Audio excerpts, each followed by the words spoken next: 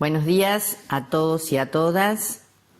En esta primer clase, antes de trabajar específicamente con el contenido que vamos a desarrollar, les quiero comentar cómo está pensado el desarrollo de la materia. Estamos planteando Didáctica 1 como en 3 etapas bien diferenciadas. Hoy comenzaríamos lo que denominamos la primera etapa, la más cortita del proceso porque abarca solamente esta clase, en la cual vamos a abordar el objeto de la didáctica a partir de algunas definiciones desde el contexto actual. Por lo tanto, podríamos decir que hoy vamos a trabajar sobre algunas definiciones del objeto de la didáctica desde una perspectiva crítica.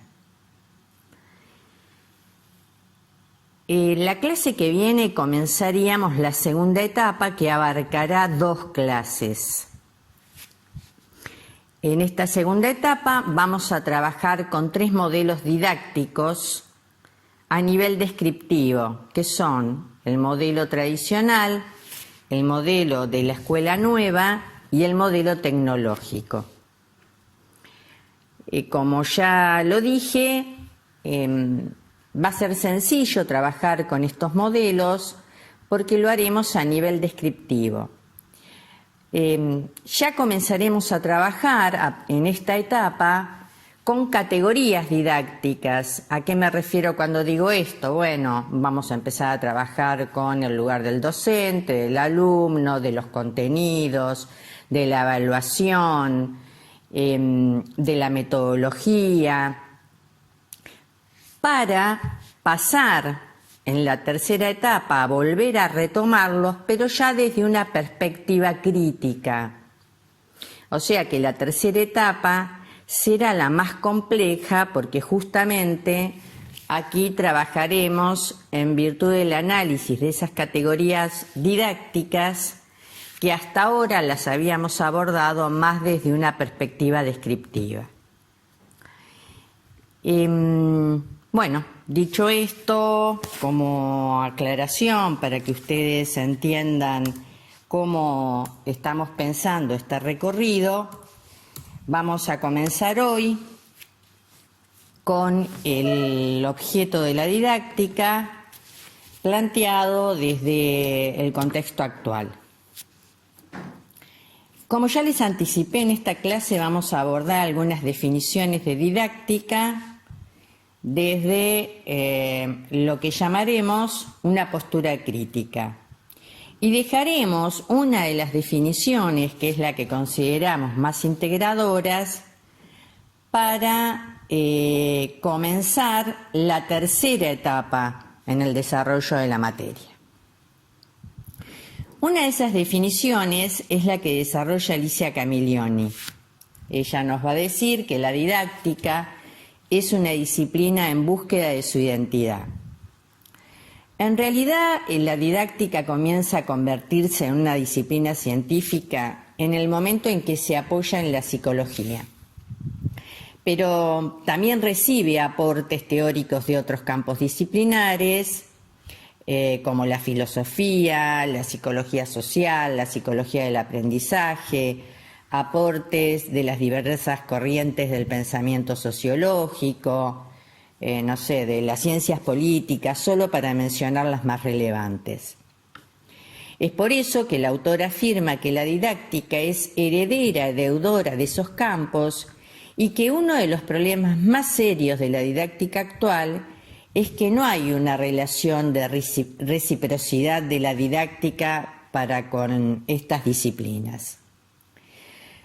La didáctica es una teoría de la enseñanza. Es importante destacar que se produce la ruptura conceptual entre los procesos de enseñanza y aprendizaje como objeto de conocimiento de la didáctica. La didáctica tiene como objeto la enseñanza. Les pido por favor que esto ya lo remarquen en sus carpetas. La didáctica se va a ocupar de la enseñanza, la intervención pedagógica. Y partimos ahora de la idea de que se trata de dos procesos claramente diferenciados. Sobre la base de esta diferencia, la didáctica se constituye en disciplina. Camillioni la va a definir como deudora porque toma teorías y conceptos en préstamos, pero justamente vuelvo a remarcar esta idea de que no se constituye en una fuente productora de conocimientos. Es muy interesante el planteo que hace la autora cuando afirma que la didáctica no es simplemente una disciplina solo descriptiva y explicativa, sino que es una acción que implica intervención. ¿Intervención en relación a qué?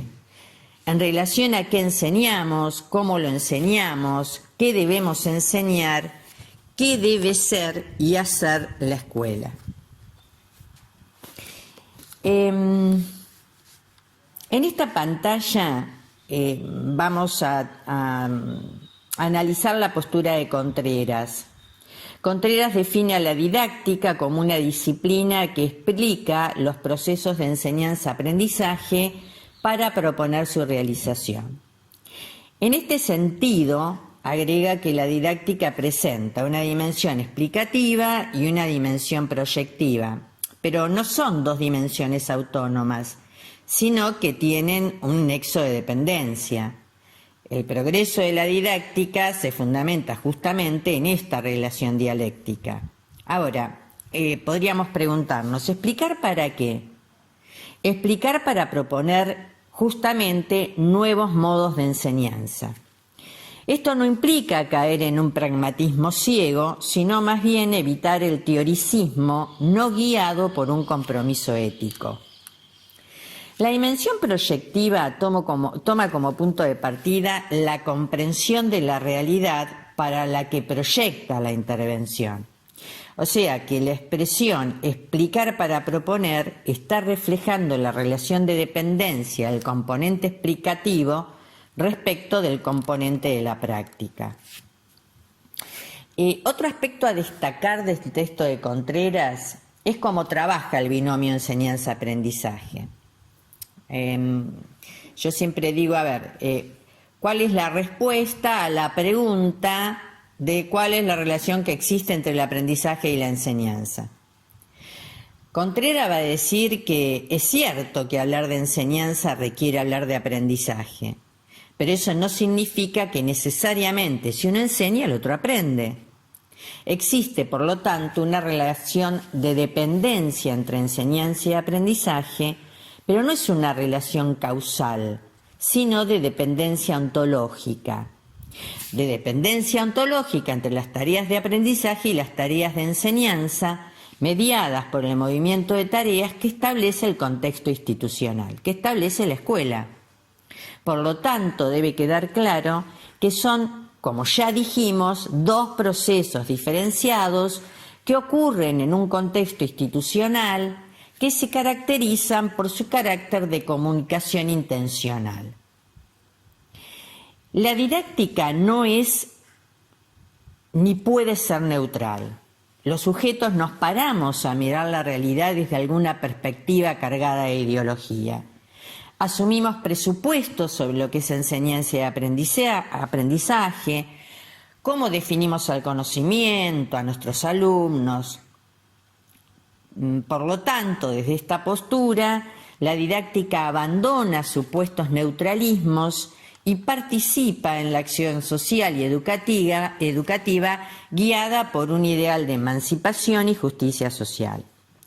Por eso el compromiso de esta disciplina con la práctica es tan relevante y esto nos lleva a destacar el papel que jugamos los docentes. Este autor va a destacar que la enseñanza es un proceso de construcción cooperativa. ¿Qué significa esto?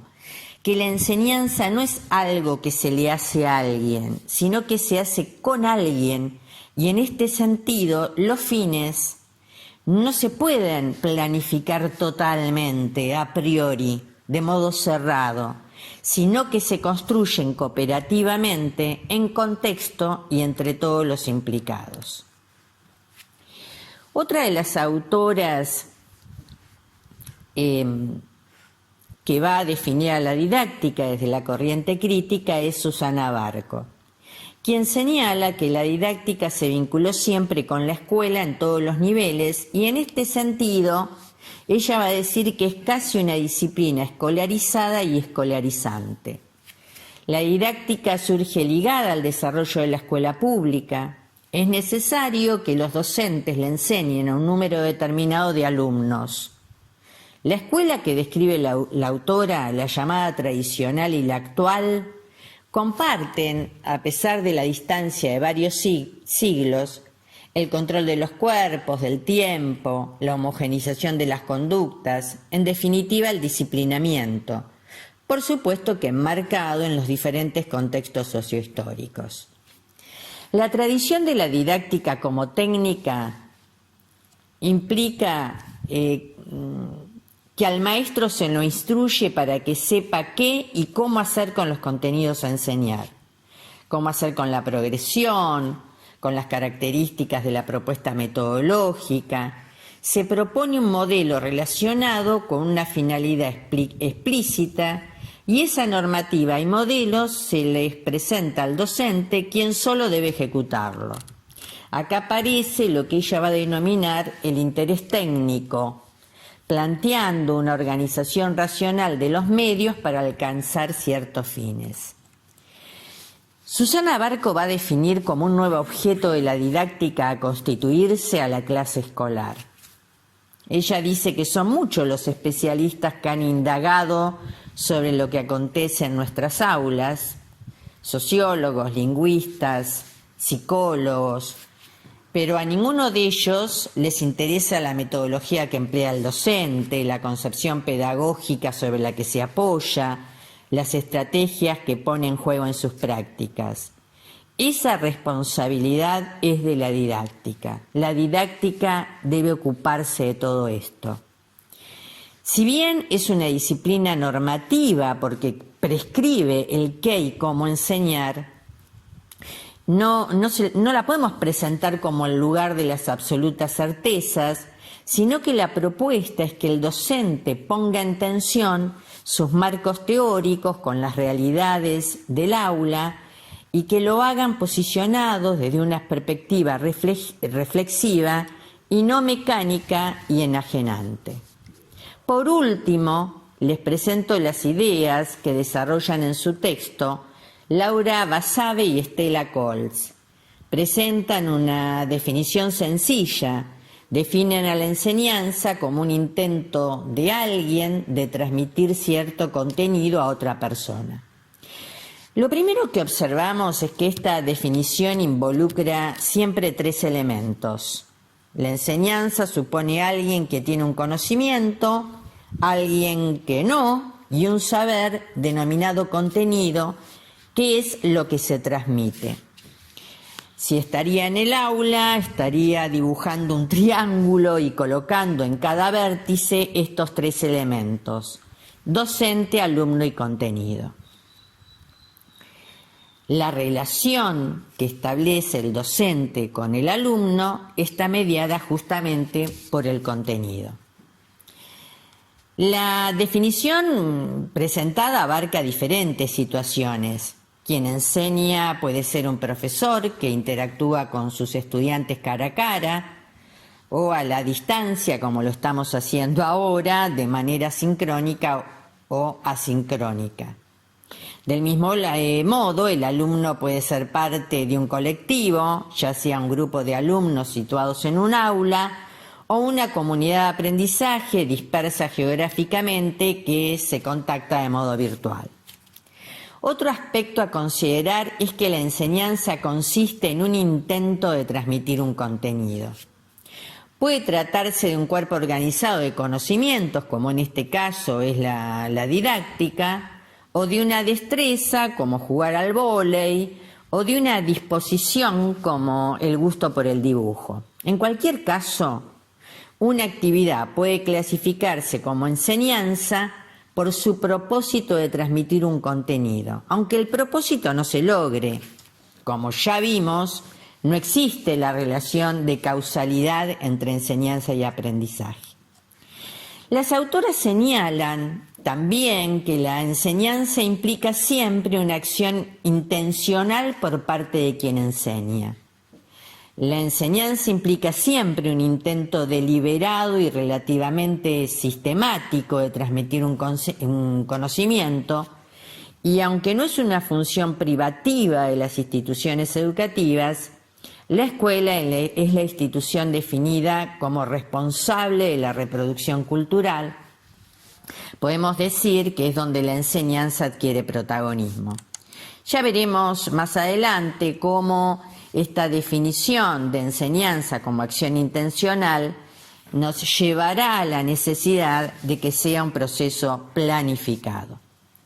Por último, me parece importante destacar que la enseñanza involucra un encuentro humano, porque enseñar es participar en el proceso de formación de otra persona. Los docentes sabemos de la importancia de sumar a nuestros alumnos al proceso pedagógico. Enseñar es desempeñar un papel de mediador entre los alumnos y determinados saberes. De ahí nuestro compromiso moral y la necesidad de la formación continua. La responsabilidad de aprender de quienes enseñamos sigue siendo el gran desafío. Luego de esta presentación, los invito a bajar el práctico de esta primer clase y a comenzar su resolución. Nos estamos viendo. Saben que nuestra comunicación la hacemos a través del correo electrónico. Cualquier duda, estamos para atender sus preguntas. Nos vemos el próximo jueves.